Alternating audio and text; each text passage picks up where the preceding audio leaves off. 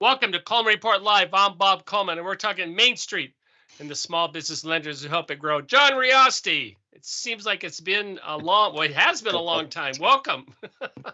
Good to have John here. How's the family? How's the kid?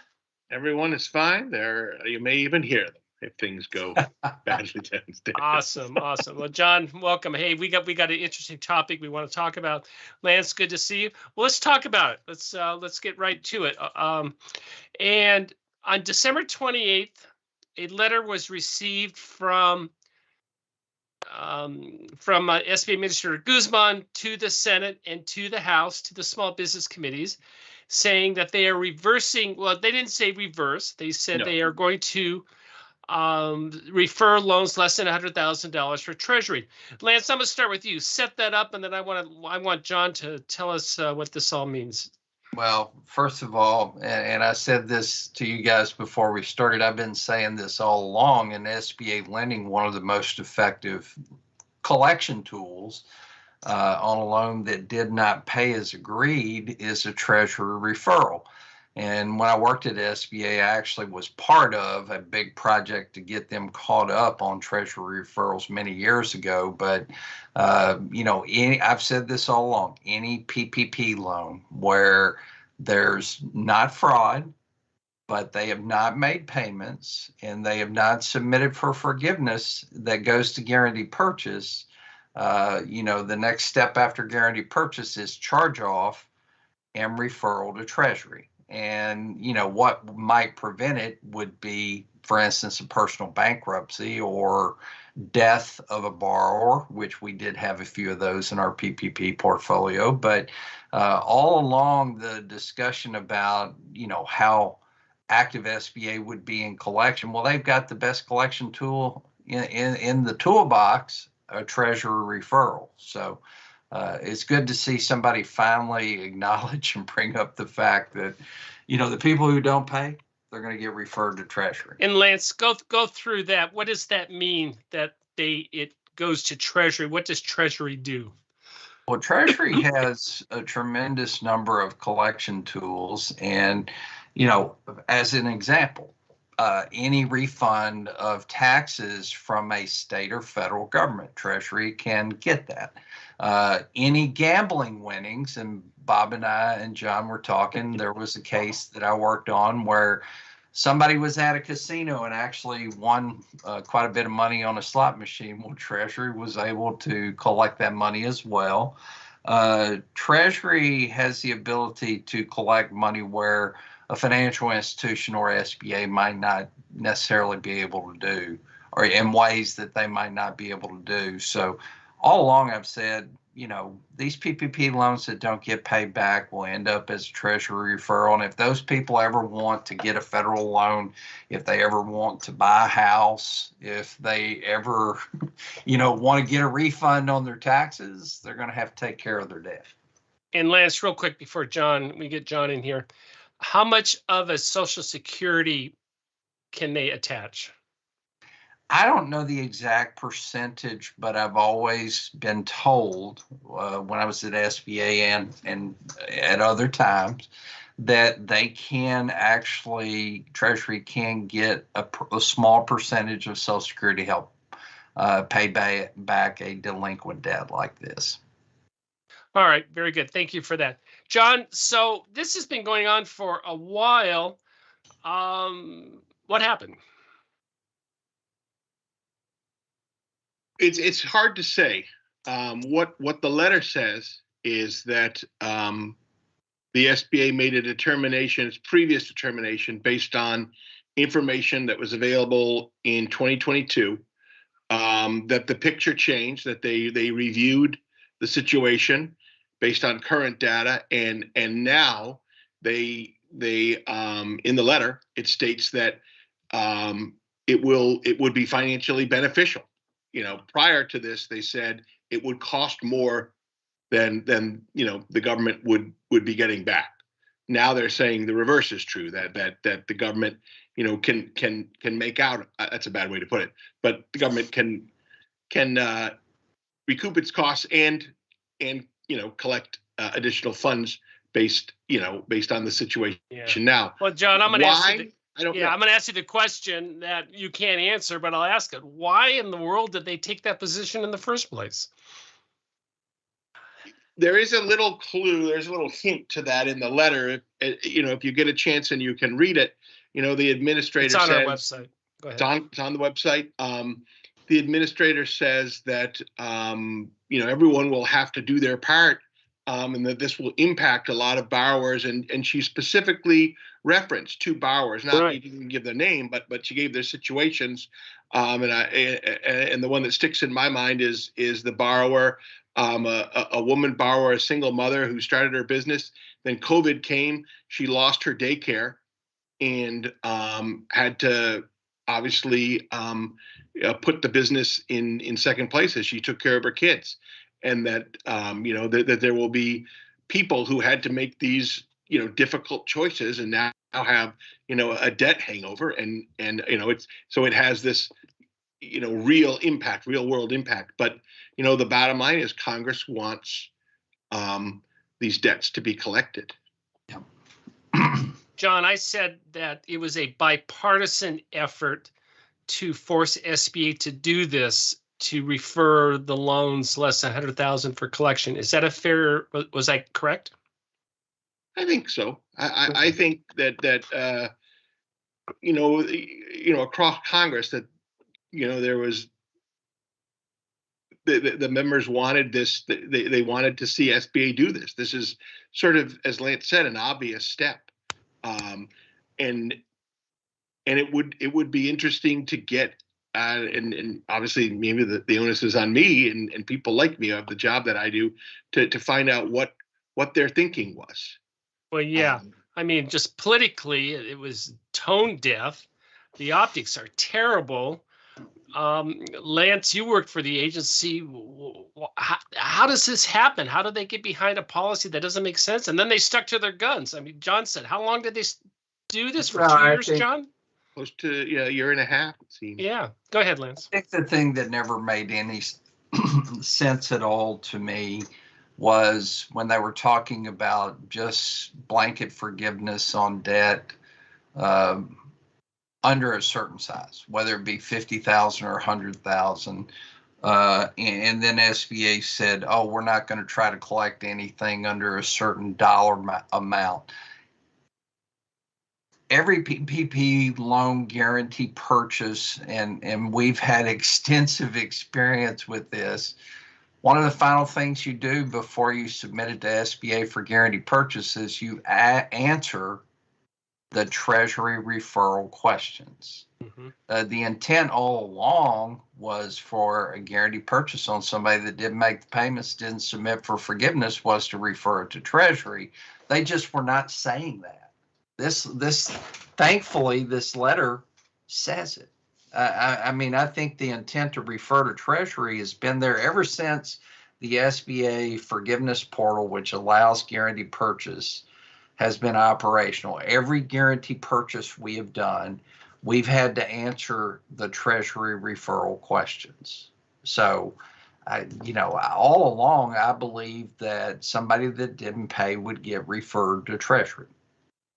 It's just as they would come out and say, well, we're not going to try to collect anything under $50,000 and just make a blanket statement, instead of saying, well, we're not going to make aggressive collection efforts. We're going to go ahead and make the Treasury referral and let it take its natural course of collection. But that's been what I've understood was going to happen all along. It just wasn't said. Well, I know they hid behind a contractor. All I know is there's a ton of car loans that are less than 50,000, and I don't see any lender holding auto paper, not going after those people, which seems so. And John, you were right. They said in here they also had a clue that says, but we did this because we found the activities would cost taxpayers more to collect due to the unique statutory components. Well, none of us know what that is. So they hid behind the contract, and they're hiding behind that. But I just don't understand that mindset. But I'm glad they came. Well, they didn't have a choice. Congress was not going to let this go. and they say, fine, we're going to go ahead and do it as they should. So good for SBA in the end. Well, the thing is, Bob, you talked about a car loan, $25,000 car loan. You send a repo guy to get the car, you turn around and resell the car, and you've got some money not only to pay your expenses, but to reduce the loan. But that's a lot of expense. That's a lot of expenses. I mean, but at least you can recoup, Bob. You can recoup your expenses and recover some of the debt. In the case of PPP loans, no guarantee, no collateral. There's nothing to go after. Well, there's tax returns. Yeah. Oh, with the Treasury referral, yes, there is, but there's no asset for us to repossess or foreclose on and resell and recapture some of the expenses. Basically, we're going to spend money trying to collect an amount that has no collateral, no guarantee. But Lance, you and I have talked about this. You've talked about the show. There's many instances where they just file the piece of paper as in a third trust deed on a piece of property, which Treasury could do, and they just let it sit until that house is sold. That could occur. Yeah. So anyway, John, I want to talk about the Virgin Islands, Sunny Caribbean, and SSBCI, the State Small Business Credit Initiative. Virgin Islands has done 2 loans with Puerto Rico-based First Bank. John, what is the SSBCI, and why should lenders pay attention to this program? Well, because there's, and I don't know the exact amount of money if you aggregate it around the country, and there are a lot of lenders that are national in scope. So they lend, they can lend in all 50 states and in territories, et cetera, like the Virgin Islands. But this is a lot of money when you aggregate it that's been made available to the states for small business lending. So they're setting up these sort of mini SBAs, and I don't think it will become permanent.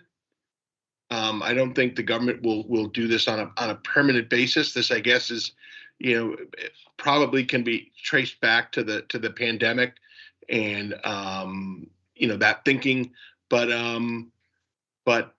when you aggregate it, it's quite a bit of money. California has a significant SSBC, a significant small lending program, and that's the other thing. I think the states can supplement this as well.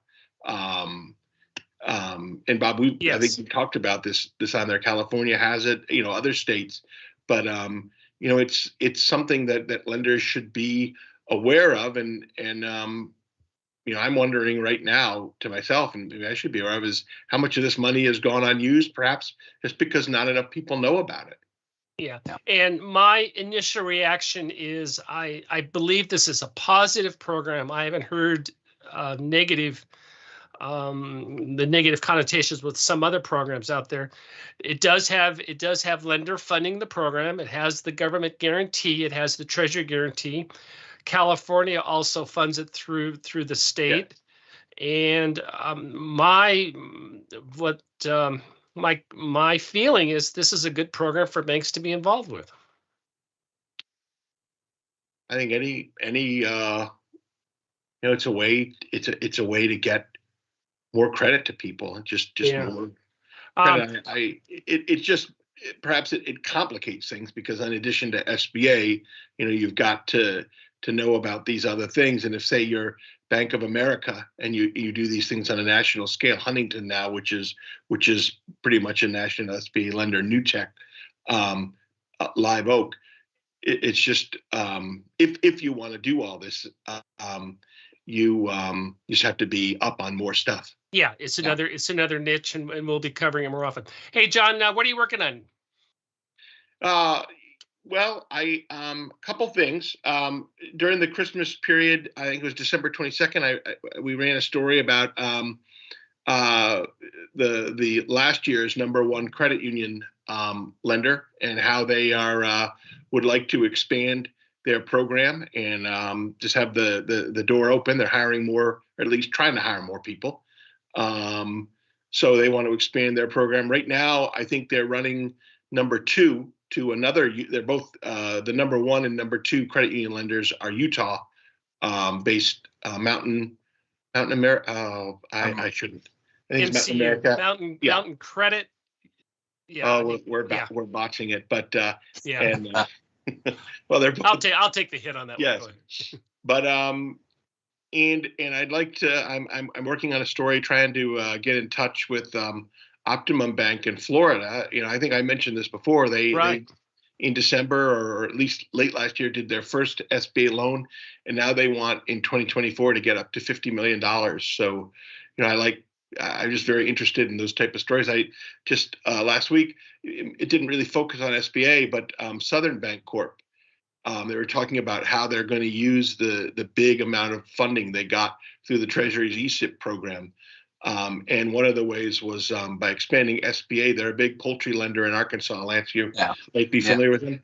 But now they want to do loans that, outside. They want to continue. They don't want to limit what they've been doing, but they want to venture outside of the poultry vertical. Very good stuff. We wish them good luck.